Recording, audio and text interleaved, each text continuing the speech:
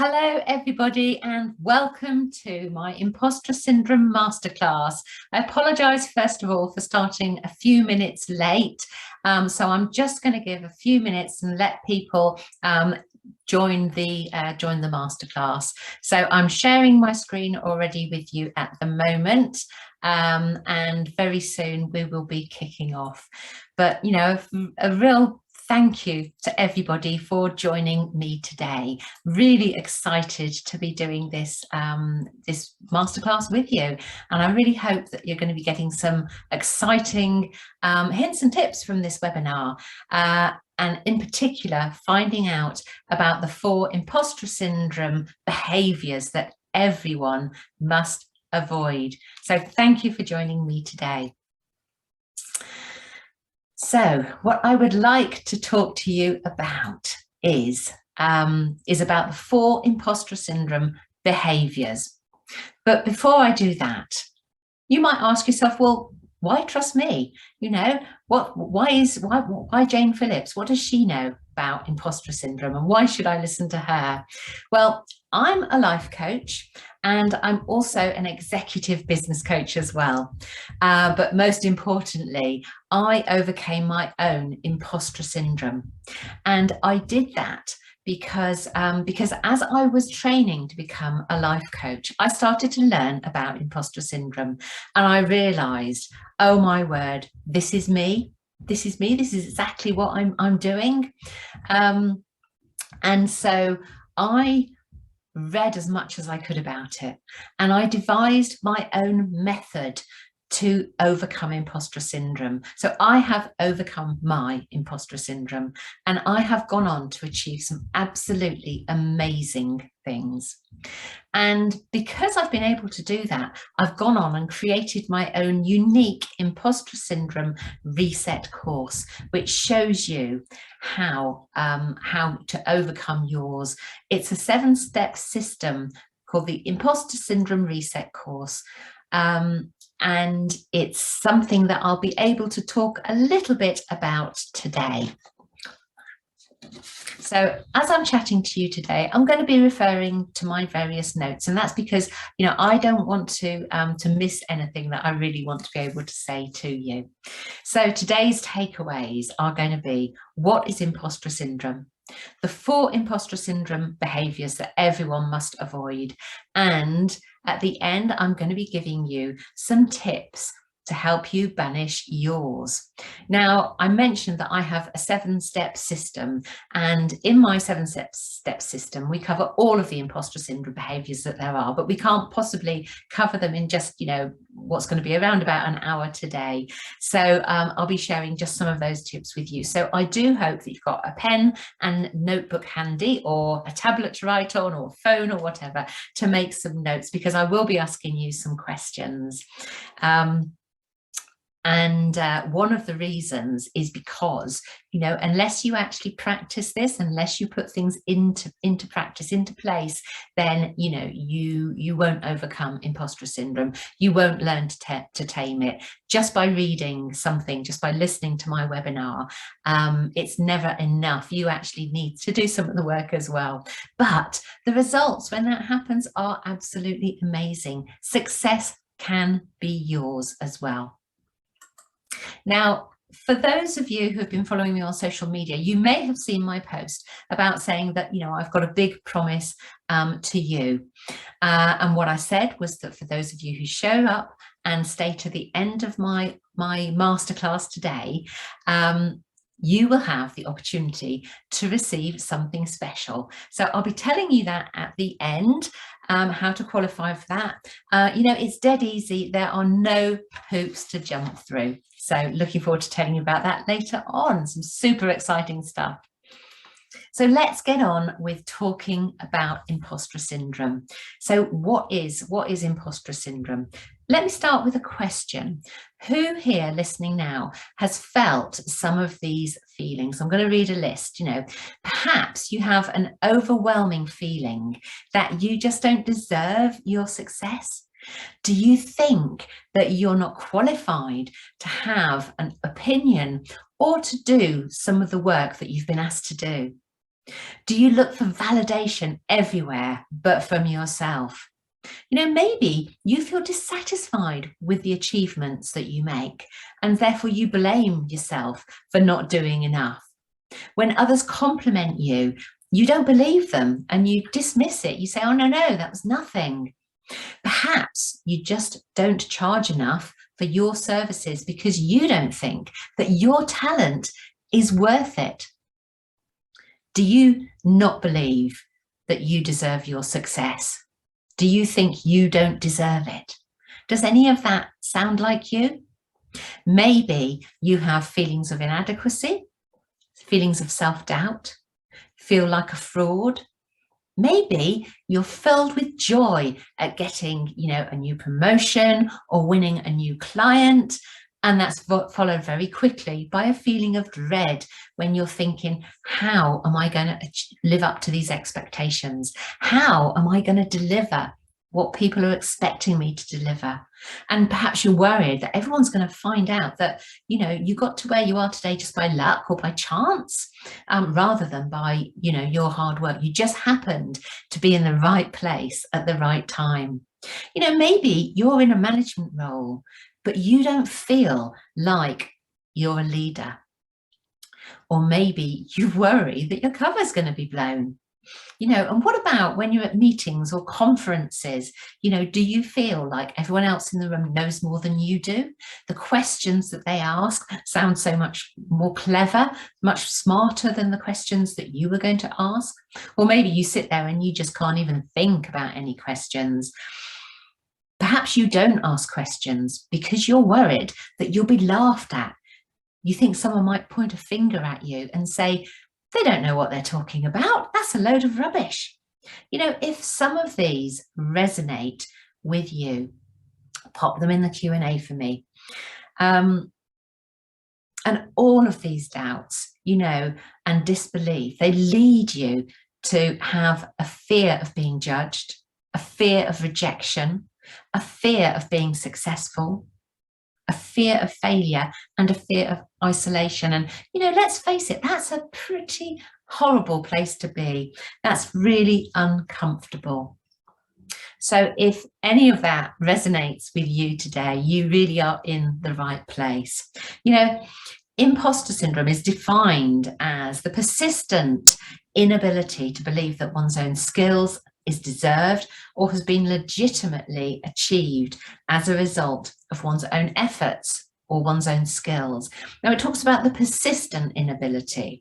And what that means is that you don't experience imposter syndrome every day in every area of your life, but there will be some things that you do, some people that you work with, that constantly trigger that imposter syndrome.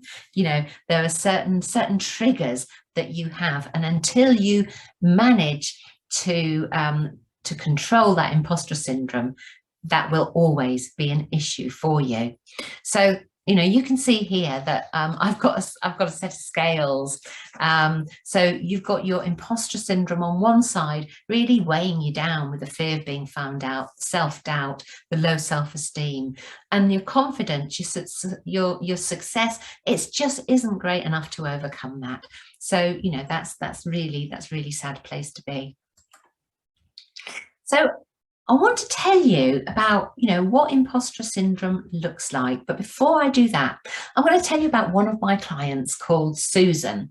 So Susan came to me because she wanted some help with her confidence, and she didn't realize that she was suffering from imposter syndrome, but that's what it was. That's what was knocking her confidence.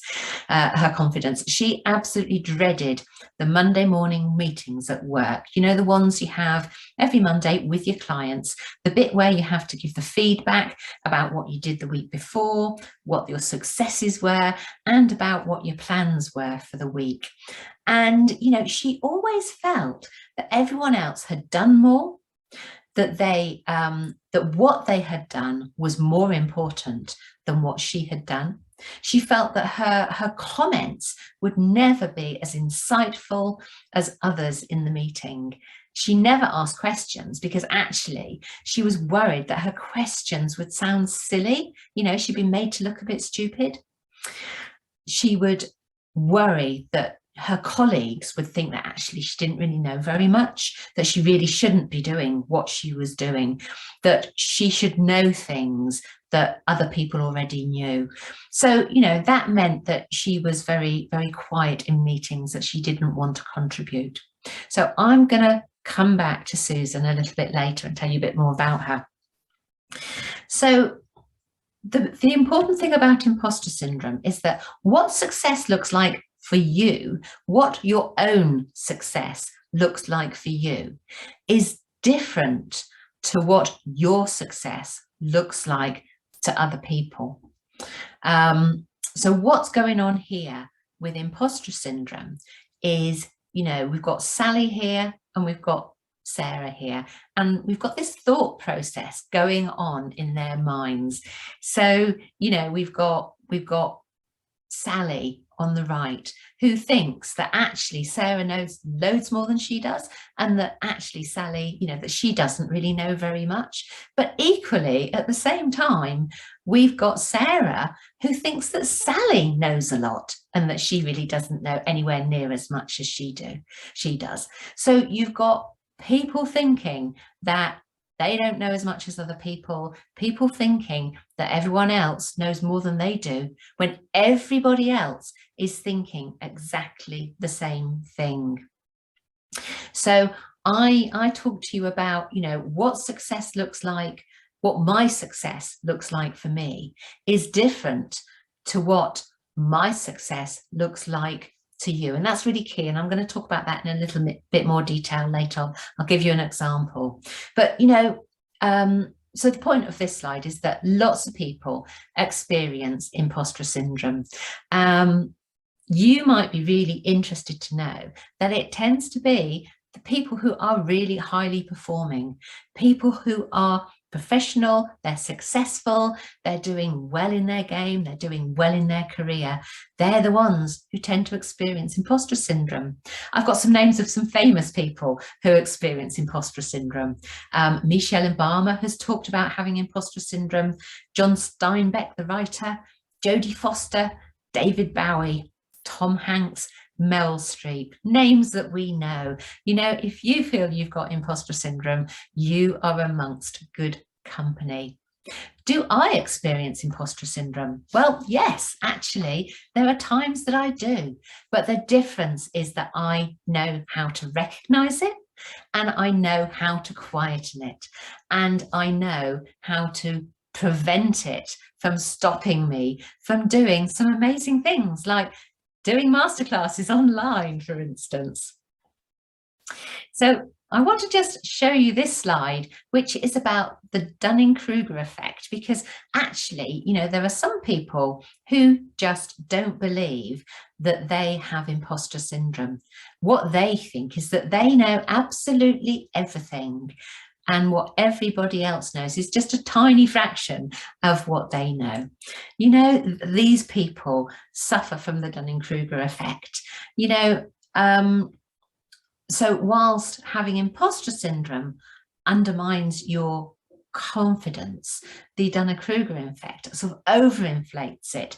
You know, it makes you think that your skills, your accomplishments, your knowledge, your values are so much better than everybody else. It is the polar opposite of imposter syndrome. So, you know, can you think of anybody who's like that?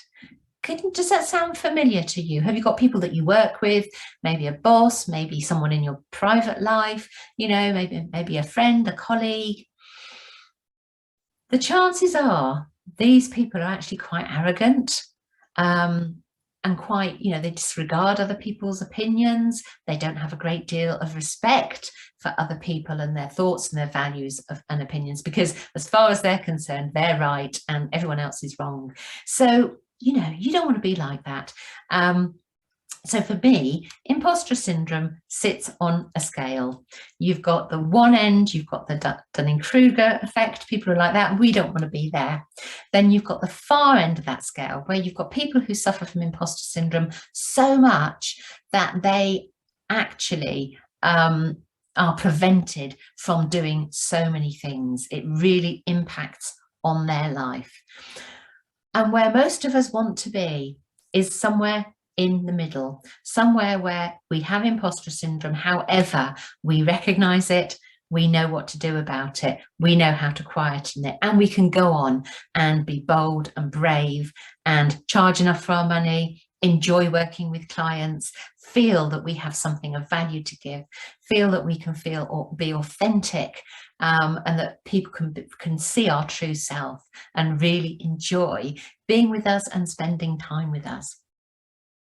So, the final thing that I want to say, about imposter syndrome and what it is that, I actually think it's a really harsh term. The definition of an imposter is a person who pretends to be someone else in order to deceive others, especially for fraudulent gain. Are you trying to do that? Well, I don't think you'd be here if you were, but you're not. You're really not like that. You are not an imposter. You are a normal person who has success within their grasp. You can overcome your imposter syndrome and success can be yours, and exciting things can happen as a result. It can be transformational.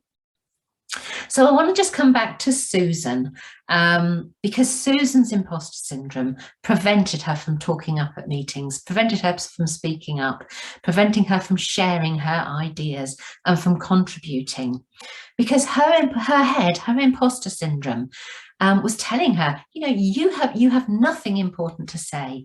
What you say has no value. Don't say it. Her head told her she did have important things to say, but her imposter syndrome just wouldn't let her voice it. Her imposter syndrome silenced her. It took her voice away. It prevented her from getting the recognition and the credit that she actually deserved. So, who's behind the imposter syndrome? Imposter syndrome is based on your belief that you cannot achieve what somebody else thinks you can achieve or someone else wants you to achieve, whether that's your manager, your customers, your peers, people within your personal or your private life. I'm just going to take a sip of water here. I've been talking for quite a long time in a meeting before, so my throat is a bit dry. So it's based on the belief that you cannot achieve what other people believe that you can achieve. So the problem is that there's a mismatch between what we think success looks like for us and what the other person thinks your success looks like. So how I judge my success does not equal how you would judge my success, how others judge my success. I want to give you an example here. I've chosen accountancy. So, the customer goes to an accountant, for instance, and what does he want? Well, he wants accurate figures for his accounts, and he wants them delivered on time. He wants them posted and uploaded on time. So the accountant does the work, meets the outcome, customer's happy, customer thinks the job well done. Figures are right, it's been delivered on time, it's great, that's what he wanted. He thinks you're a good accountant, and he's happy and he would refer you. But for the accountant, is feeling really differently about it, not because he couldn't do the figures, but because he actually had an uncomfortable journey here doing the piece of work. So whilst he knows how to prepare accounts, he was worried that he didn't perhaps know enough maybe about his client's business. So therefore, he ended up procrastinating. He ended up wasting time, worrying and not getting on with the actions. We're not getting on with working on those accounts. So he put it off and he put it off. And as a result, that meant that he had to overwork in order to get the job done. He had to reschedule his work. He had to put in some extra time. And because he felt so unsure that he didn't know enough about the client's business, he felt that he had to make absolutely sure that the work was perfect, to the point where he was over perfecting his work. He was over perfecting the work without adding any additional value to it. And that's really important, because yeah, there are some things that need to be perfect. You want your accounts to be right, you want the numbers to be right. But when you over perfect something, you don't add any more to it. You don't add any value. It's a waste of time. So for the accountant, having felt and experienced and worried about all of that whilst he was doing that work, as far as he was concerned, that was not a success. For him, that piece of work was not successful because of all of those feelings, because because it took him too long, because he ended up having to reschedule his work and he had to end up working in the evening. So whilst the customer was happy, he wasn't. He didn't think he had succeeded. So even though the customer said, you know, that's a job well done, his imposter syndrome was saying to him, no, it wasn't. No, it wasn't good enough. It wasn't good enough. So you can see how you judge yourself is different to the way that other people judge you. That's really, really important. It's a real core fact behind imposter syndrome. So I want to talk to you about the imposter syndrome. You know, what actually happens? What's the cycle that we go through when we experience imposter syndrome? Because I think that, you know, you might identify with this. So I'm going to use the example of giving a presentation, because lots of people worry about giving a presentation, particularly when they're giving a presentation to their peers, when they're giving a presentation to people who actually know as much as they do, or in the same field as they do. So, so first of all, you know, you might be given the task to do a presentation, give a presentation at a conference. And the first thing that happens is that you say, yeah, that's great, of course I'll do it.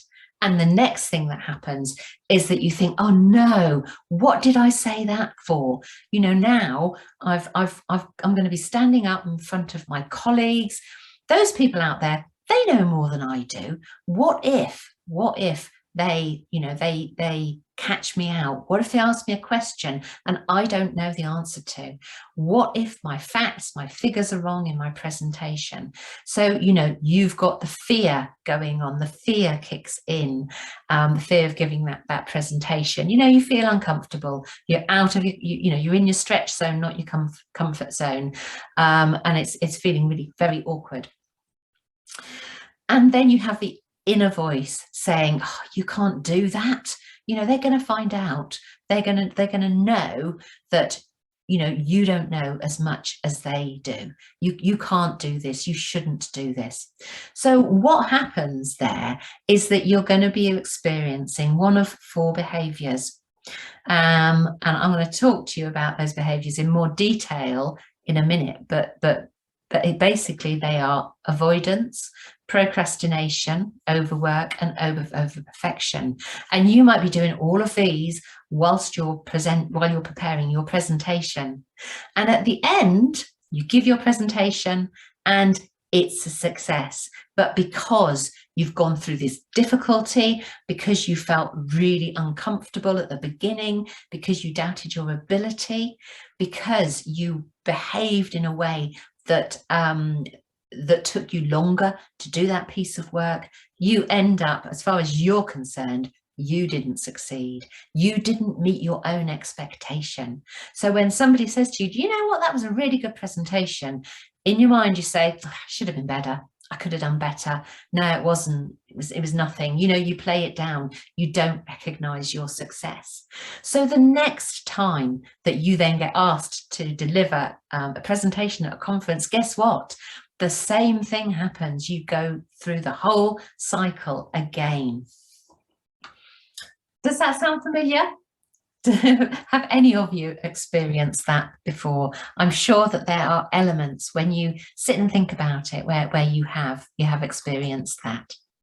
So now that we've talked about the imposter syndrome, I want to talk to you about these 4 behaviors that everyone must avoid. And I'm sure that everyone listening here has experienced at least one of these at some time or another. Now, sometimes these behaviors happen for reasons that are not related to imposter syndrome, and I will cover that. But they also do happen when you experience imposter syndrome. And it's really important that you understand why you are experiencing them, what's going on. So let me take the first one there, avoidance. So when you get asked to do something, let's say, oh, will you go and attend this conference? You might say, oh, in your mind, you don't want to do it. So you try to avoid it. You might say, oh, no, I'm going to be too busy. No, I've got some meetings that day, or I'm supposed to be in London that day. I can't possibly change that meeting. You try to find a reason not to do it. Now, those reasons might actually be genuine. You know, they might be very good reasons. You know, somebody might have, you know, you might have a really important health appointment with a consultant that actually it really would be a nightmare to change. You might have your daughter's wedding going on that day or something like that. You know, there are some things that you really can't change. But often we can change things. We can move things around so that we can do things, so that we can actually, you know, attend that conference. We tell ourselves that we're too busy, but actually what we probably need to do is reprioritize. So whilst there are some genuine reasons why you choose not to do something, often we're avoiding it when we could actually do it.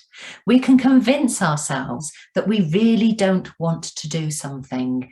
We can convince ourselves that, no, that's not going to add any value to my business. No, that won't help me, to the point where we actually believe it. When you avoid something, ask yourself, is this a genuine reason? Or is there something else going on? And if there is something going on, the chances are that there's a bit of fear going on there. And the chances are that somewhere you're saying to yourself, I can't do this. I don't want to do that. I'll be out of my comfort zone. So when you notice that behavior, stop and question yourself. Is this really true? I mean, you know, to the point where, let's face it, you know, your filing isn't more important than perhaps going to a conference that might build your business or increase your networks. The second behavior there is procrastination. And I know that I think everybody procrastinates at some time or other. Now, again, there can be genuine reasons why you procrastinate. As an example, you might have been asked to complete a report about a particular topic, and it could be about, you know, the recent, it could be about, you know, the effects of climate change on your business, as an example. Now, you might be procrastinating for a genuine reason, and that reason might be that you don't actually know, you genuinely don't know the information that you need to complete that task. You don't have that knowledge. So that's a genuine reason. And the reason for that is because what you can do is you can go and find that information. You can read up, you can talk to people, you can get help. But for some people, you procrastinate even though you do know what you need to know to prepare that report. You do know about climate change. You do know how it will impact on your company, but you are worried that what you prepare maybe isn't going to be good enough. You might worry that the person that you have to prepare this report to isn't going to be happy with it. It's not going to meet their expectations. Maybe it's to the board, maybe it's for the chairman rather than your usual manager.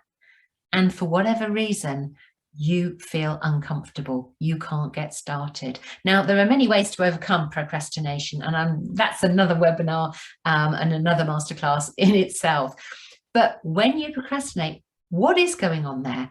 Are you putting it off because you genuinely don't know the information that you need to know to complete the task? If so, go find out how, go find that information, go do the research, go and find help from somebody.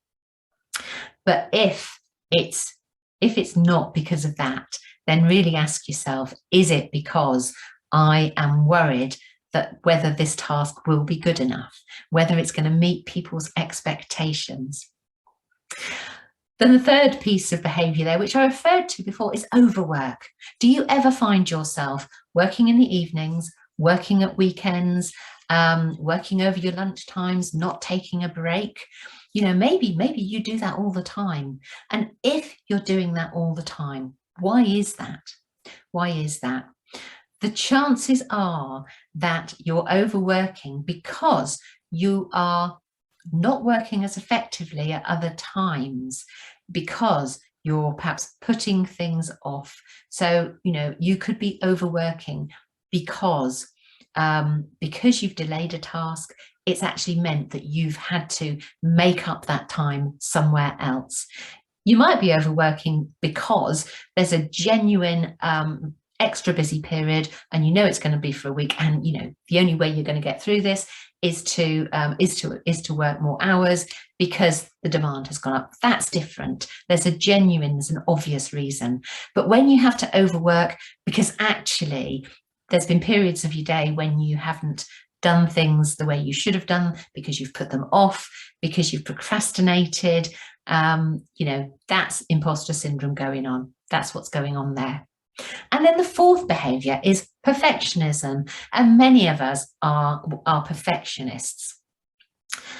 But the important thing with imposter syndrome is when you over-perfect, when you're tweaking and you're fiddling about and you're changing this and changing it back again, but it doesn't actually add any value, any extra value to what you're doing, that is over-perfecting, which is no good.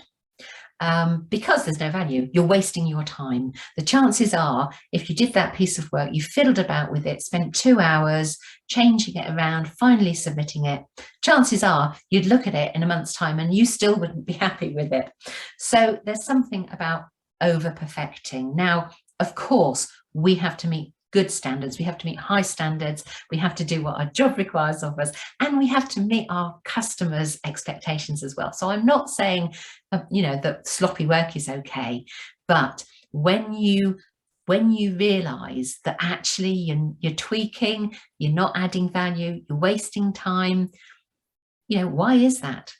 The chances are it's because you're worried what somebody's going to think about that final piece of work. So I've got some questions for you. I'd like, if you've got a piece of paper there, I'd like you to jot them down while I'm talking, have a think about that. So of these 4 behaviours that I've mentioned, which one identifies with you the most? Which one would you say affects you worst? Are you a perfectionist more than the others? Do you tend to overwork more than the others? Is procrastination the thing that really lets you down? Or maybe, you avoid a lot of situations. Now, the chances are there won't just be one. We will experience more than one of these. However, chances are there's one of those that really rings a bell with you. Are there any on this list that you don't suffer from? So maybe, maybe you're not a perfectionist. Maybe you don't tweak work and you don't fiddle about with it.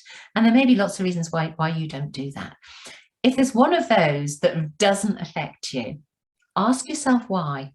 Why is that? What is it about your nature that means that doesn't affect you?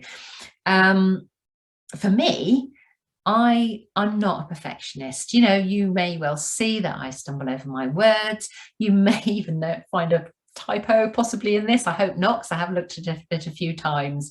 But I will get things as good as they can be. But you know what? For me, the world doesn't fall apart if something isn't perfect. If I trip up, if I make a mistake, if I stumble over my words, if my dog starts barking in a second, she's lying on the floor here, you know, the world doesn't fall in. You know, it's fine. I can cope with that. I'm comfortable with that. But there are other areas where, you know, I tend to notice my imposter syndrome making me, you know, either procrastinate or avoid or overwork. So that's sort of how it is for me. So how is it for you? Write it down, have a think about it. You know, stop this webinar and come back. If you're watching it on the record, stop the webinar, spend a couple of minutes, write it down and come back. But the last thing that I want you to think about is, when are you experiencing that behavior? You know, when's it actually happening? So if you've just restarted the webinar, the masterclass, welcome back. And because what we're going to move on to now is the tips, 3 tips to help you overcome your imposter syndrome. So what we're going to concentrate on leads perfectly on from what we were just talking about, recognizing imposter syndrome, you know, when it's actually happening, what the inner voice is saying, what the negative words are, and thinking about times when thinking about times when you've been successful. There you are. I said I wasn't a perfectionist. So the first exercise that I want you to think about, this needs to be done exactly at the time when you are experiencing imposter syndrome. So it could be your inner voice, it could be that you're avoiding something, that you're procrastinating, that you're overworking, or that you're perfecting. And, you know, you've taken the advice from what I said on the previous slide, you've stopped and you've recognized it. So you recognize the inner voice and you recognize the change. So just stop for a second and take note, you know, break state. And what I mean by that is perhaps get up, walk around, leave the room, make a cup of coffee, you know, get up and shake your hands, do something that'll just change your mindset a second. And listen to yourself. Think about what you're thinking and think about how you're feeling. Because actually, you know, you may be feeling physically sick. You may have butterflies in your stomach. You may have backache because you've been tense, or you might have a headache for exactly the same reason. And these are the questions that I want you to ask. When does this happen? You know, what's happening? What were you doing? What were you doing right then? Who else is involved? Is it for a particular client that triggers this? Is it the task? Is it a presentation or a particular report? Or is it something perhaps that when you're doing things for your peers, you know, who else is involved there? And how are you feeling? How does it make you feel? And what's your inner voice saying to you? Is it saying, you're not good enough? Is it saying, I'm going to look silly? You know, what is the record that's going on in your mind? And what I want you to do is to think about successful times, things when you have felt like this, things that you've been worried about in your past, that have actually been okay, that actually maybe you've enjoyed doing them at the end, you've had a good experience, or you've been really successful, or they've led to better things. And what I want you to do is to make a list about a list of those challenges, and when you've overcome them. So if I just talk about Susan, go back to Susan while you think about that. You know, as you know, Susan was experiencing her imposter syndrome in meetings. You know, she was with her managers and she was with her peers. Her inner voice was telling her that the contributions, that the value that she was giving to the meetings was actually no good. It wasn't of benefit. It wasn't helping anybody. So what happened was that she would overwork to prepare for the meetings, just in case she asked a question that she didn't know. She actually felt physically sick and nervous before those meetings as a result. And in spite of overworking, she still remained quiet during those meetings. So, it was a really unhappy time for Susan to go through every single Monday morning.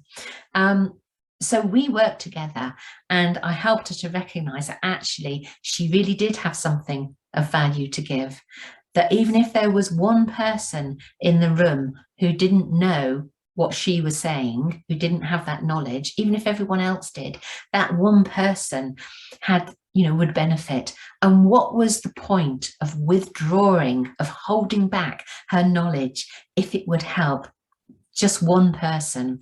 And she began to realize that actually she did have something to contribute. So my first recommendation to you is to learn to recognize when it strikes and what's actually happening there. My second tip is actually sort of, recording your success. So, this will also help you with my tip number one. I have something called a proud list. So what I would like you to do is to make a table, and again, you can stop the webinar if you want and restart it to do this. I want you to make a table like this, and I want you to remember all the things that you were proud of, the things that you enjoyed, the things that were fun, the successes that you made. I want you to go back to your young life. It might be that you loved stories, or that, you liked playing football. I want you to think about your educational life. But what's really important here is that I'm not talking about your qualifications. I'm talking about your experiences, your traits. It might be that you were great at drama. It might be that you were a really good listener, that your friends all brought their problems to you so you could help them out. And think about your working life and do the same thing, and think about your personal life. And the reason why I'm asking you to do this is because we're very good at underplaying what we do. We're self-deprecating, and we also play down our success. So think back over time and create that.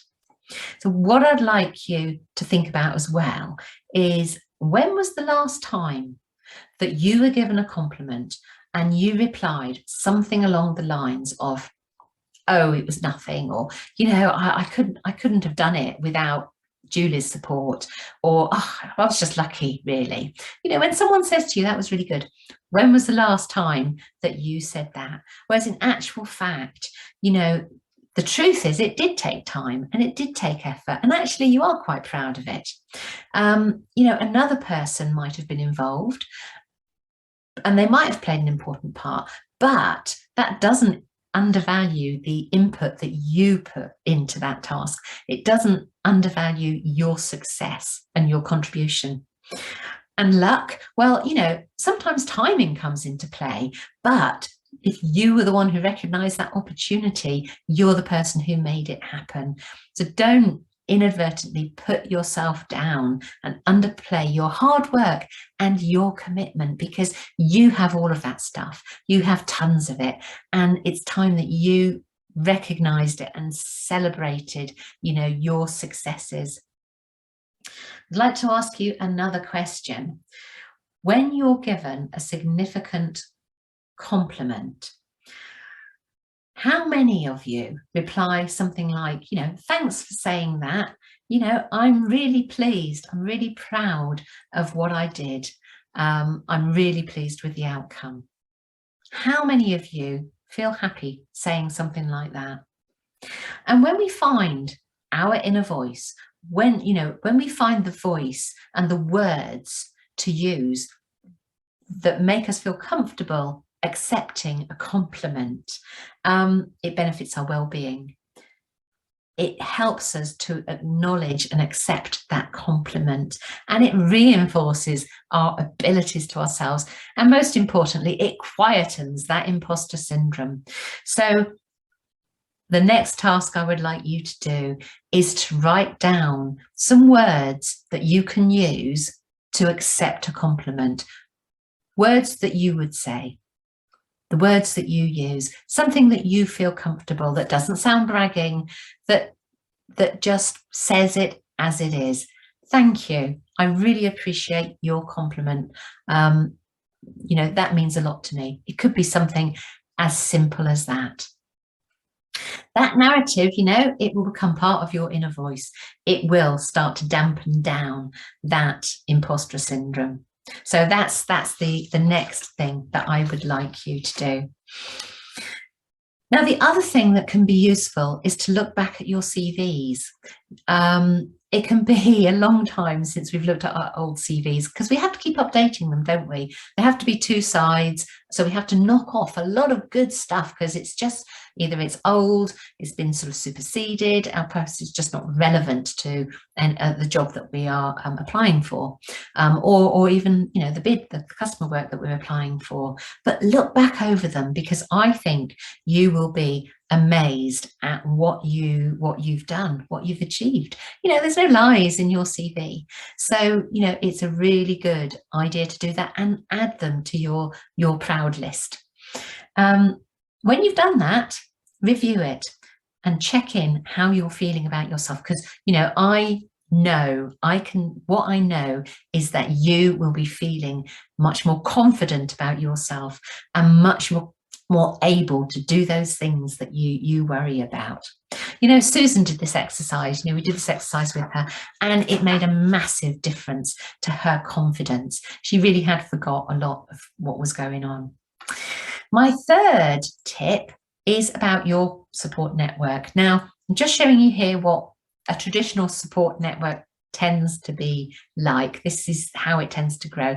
It tends to be relationship based. We tend to think, oh, we'll have some family and close friends, some people from work, maybe some wider friends, maybe some professional support like a coach, maybe some peers.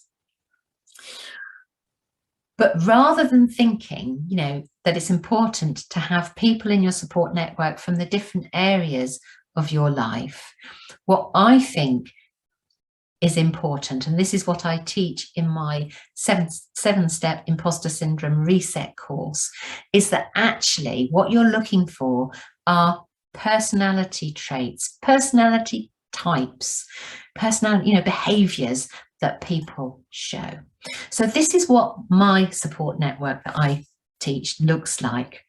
So I think the people that are in your support network should be non-judgmental, they should be supportive, they should care about you, they should be passionate about life and inspirational, they should be appreciative, and they should be influential and doers. Now, I know there probably isn't one person who ticks all of those boxes, but what I'm saying is that the people in your support network, they need to tick one or more of those boxes. They need to be able to support you in that way. And the reason why I've picked those traits is because, you know, people who are non-judgmental are great. People who prejudge you are going to be difficult. They're going to be difficult to discuss your ideas, difficult to talk about your plans and about your feelings. So if you have people who are non-judgmental, you won't have those barriers to overcome. People who are supportive, because they will recognize your best ideas. They'll also encourage you to develop them and to develop yourself. People who are caring. You know, people who care about you, they'll make you feel special and important, as well as caring about what you do. Okay, so I knew that my dog was going to go off. We've got somebody banging next door and my dog is now barking. So I apologise for that. I'm just going to ignore it and see what happens. People who are passionate about life. Because people who are passionate about life, you know, who are enthusiastic, they have a positive effect, don't they? You know, they are, it rubs off. You know, it really sort of affects us. You know, their positive energy, it's contagious. You enjoy spending time with them, and you feel good after you've spent time with them. So it's really important that you've got some people like that. People who are appreciative, because people who are appreciative and grateful will appreciate you, not just for your strengths, but they'll appreciate your weaknesses as well, because we all have them. And those weaknesses are all opportunities to grow. People who are influential and doers, because you want people who can open doors for you, and you want people who will do what they say they're going to do. So the exercise for you will be to write down who your support network is now, and think about, you know, which of those boxes they sit in. And if anybody doesn't tick one of those boxes, you want to move them out. They need never know. That's the secret. You don't have to tell them. But then think about, you know, if you've got some gaps, think about how you can fill those gaps. Okay. So I want to do a quick recap about what we've done so far. So we've talked about what imposter syndrome is. We've talked about those 4 behaviours of avoidance, procrastination, overwork, and perfectionism. Did you recognise any of those in yourself? I bet you did. And also tips to help you banish your imposter syndrome, recognizing your imposter syndrome when it happens, who it happens with, recording your successes, and also looking at your support network. So, you know, I hope so far that you've enjoyed what I've said. I'm just going to take another sip of water. I hope it's been useful to you. Now, I'd like to tell you about my Imposter Syndrome Reset course that I've referred to, because if this has given you a taster, you know, you might want to really take your imposter syndrome by the horns and tame it. My Imposter Syndrome Reset course, it's right for you if you want to tame your imposter syndrome for good.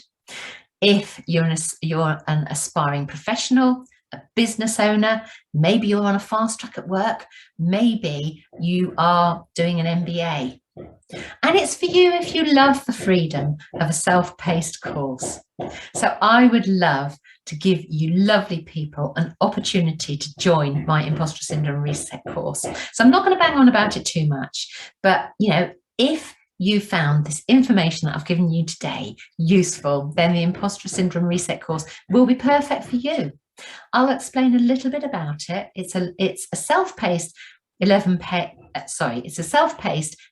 module course. Now that makes it sound absolutely enormous, but some of the modules are bite-sized and some of them are much more meaty. So it means you can dip in and dip out as much as you want. You can stop and pause and replay sections if you need to. You'll have lifetime access to the course. As long as Jane Phillips Coaching is in business, you'll be able to go back and revisit that course as a refresher. So, and the reason why I do that is because, you know, as I said earlier, taming your imposter syndrome, it takes time and it takes effort. So for me, just giving you a course and then that's it, for me, I don't think that would be helping you in the very best way, because when you do overcome your imposter syndrome, when you tame it, it can be truly transformational. How does that sound? Sounds amazing, doesn't it? You know, so there will be homework, there will be questions for you to work through, and I've done it so that you get the greatest benefit. But if you tame your imposter syndrome, you know, you could be escalating through your company. It could be giving you the courage to take on new roles. It could be giving you the courage to forge new partnerships and build your client base, and giving you the confidence to build your business, to scale it up. If that's for you, the Imposter Syndrome Reset course is for you. It's going to give you greater authenticity. It's going to make you more impactful. You know, you'll be able to move your business on quicker and move your career on quicker as well. That's great, isn't it?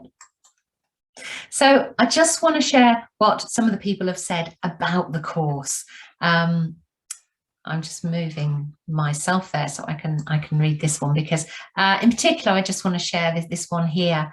One of my Imposter Syndrome Reset participants, lovely comment. She's put, I do have to thank you for the guidance you've given me personally. It really helped me to see the woods from the trees, and the course content was really valuable and helped build me up again. So thank you. I'm so pleased I found you. It's a love. She wanted to remain anonymous, but it's a lovely comment, and I really wanted to share that with you.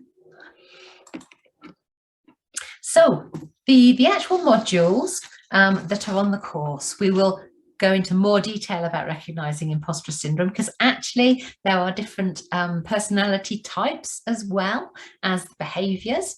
We will talk about the imposter syndrome scale in more detail.